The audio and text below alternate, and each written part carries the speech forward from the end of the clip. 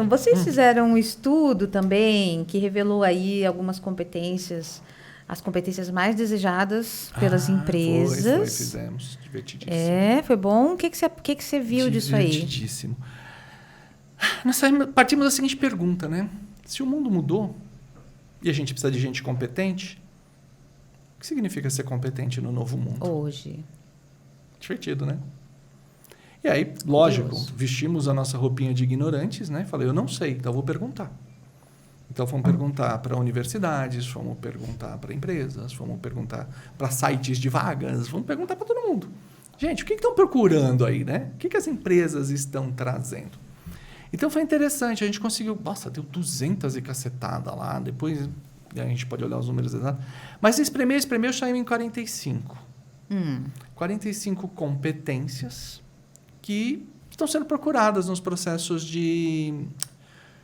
Não só nos processos de hiring, né, de contratação, mas também para promoção. Se o fulano tem isso, conta um pontinho a mais. Tá. Temos as clássicas, né, que é gestão de conflito, comunicação, bababá. Mas também apareceram umas coisas novas que eu achei bem interessante.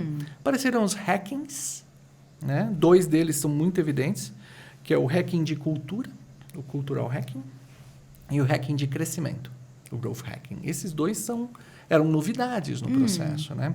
Então, quando a gente fala assim, hacking, vem na nossa cabeça a figura do hacker, né? Mas hacking, na verdade, é atalho. Né? O hacker é um cara que encontra atalho no seu computador. Então, você fazer um hacking, né? Ou fazer um hack, né? É achar um jeito diferente de fazer uma coisa. Acho que a melhor tradução de hacking para português seria gambiarra. Né? É o jeitinho. Um jeito rápido de fazer alguma coisa. Então, existem, por exemplo, hackings de cultura. Como que eu posso fazer a cultura rodar a meu favor? E olha como isso conversa com o ambiente soberano. Né? O que é um hacking de cultura? Então, como é a cultura da nossa empresa? Nós somos formais? Nós somos informais? Né? Nós somos rápidos? As coisas são aprovadas? Não são aprovadas? Né? Como é que é a gestão financeira da nossa empresa? E aí você começa a esbarrar em coisas interessantes. O RHDHO diz o seguinte, eu preciso de gente disruptiva e inovadora.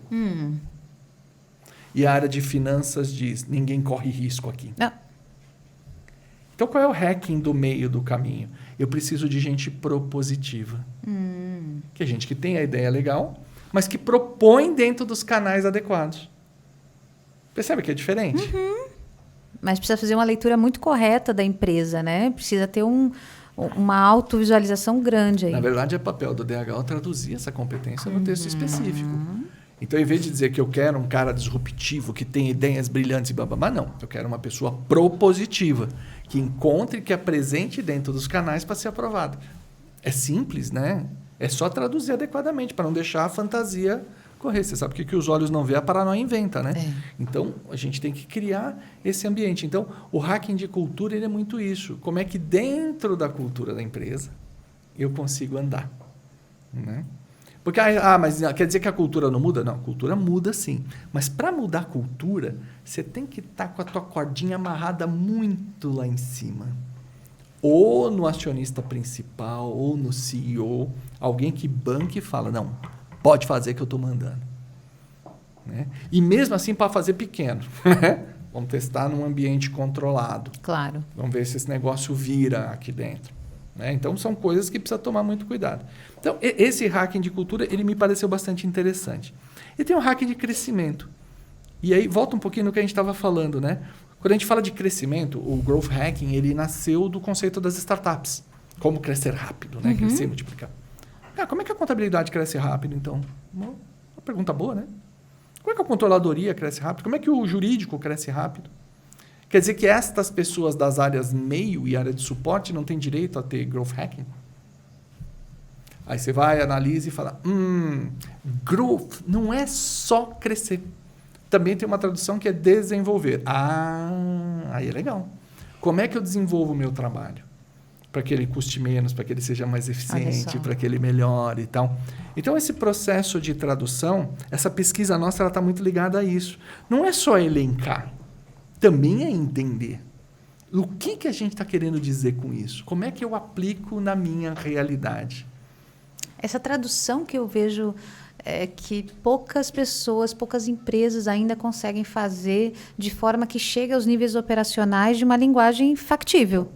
Porque o caminho mais rápido, tudo é muito rápido, né? É. Tudo é muito rápido. E, de novo, lembra que eu falei que departamentos são coisas grandes criadas por mentes pequenas?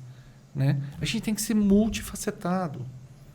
Né? Não é porque eu sou de pessoas que eu vou decidir tudo sozinho. Gente, junto o povo, vamos conversar. Escuta. Como é que a gente leva esse negócio para frente? Então, dentro da nossa pesquisa, a gente também encontrou alguns clusters, né? Por exemplo, a gente tem um cluster lá, eu odeio a palavra mindset, não gosto dela, acho que ela está cansada. Né? Ela cansa. Então, eu vou chamar de cognição. Tá bom. Tá? Que são os jeitos de pensar. E o que você vê mais largamente é pensamento de dono. Todo mundo quer que você tenha pensamento de dono. Mas eu te dou resultado de dono também? Como é que eu quero que você pense como dono se eu não te dou resultado de dono? Aí fica difícil, né? Não te reconheço, né? Não como te dono. reconheço como dono, né? Então, assim, por que eu vou ter pensamento de dono? E na área de tecnologia, por exemplo, acontece muita coisa divertida, né? Projetos de tecnologia tem aquele kick-off meeting. Né? Aí você chama 40 pessoas, põe numa sala, um monte de termo em inglês num PowerPoint, um cronograma, e o discurso normalmente é: estamos tomando esta decisão porque ela é o maior investimento da companhia e vai trazer resultados fabulosos e a nossa companhia vai crescer. E o cara que está sentado lá está pensando: e o que é que eu tenho com isso? Então, a tradução para a realidade do indivíduo tem que fazer parte. Então, os modelos de pensamento, pensamento crítico, pensamento analítico, pensamento de dono, todos os pensamentos, eles têm que estar associados à linguagem do sujeito. Ah, você tem direito a pensamento crítico, tá legal. Então, e eu faço o quê com a minha crítica, né? Qual é o canal? Como é que eu levo isso para funcionar? Então, a competência, dentro desse estudo que a gente fez, ela não é só uma coisinha para ser avaliada. Ela dispara um processo. E como é que a gente faz esse processo rodar dentro da companhia? Né? Então, ao todo, a gente elencou 45 competências, né, que já foi filtrado. E o objetivo nosso foi criar uma base mínima de capacitação. Então, para essas competências. Cada competência virou um programa, um treinamento. Que ele tem um assessment da entrada, um conteúdo, uma avaliação na saída. Para que você crie a base para discutir. Nem de longe a gente quer ser uma universidade com 45 cursos, mas a gente quer criar uma base, gente. Vamos parar de falar besteira, né? Ó, tá aqui, ó. E aí, dentro disso, tem todos os nossos instrutores trabalhando nisso aí, pesquisando profundamente, ancorando o negócio para falar: vou te dar o treinamento aqui, ele é por causa disso, o pensador tal fala isso, olha para isso aqui, mede dessa forma. E aí a gente consegue ir trabalhando esse modelo, criando um conjunto legal. Ficou muito divertido.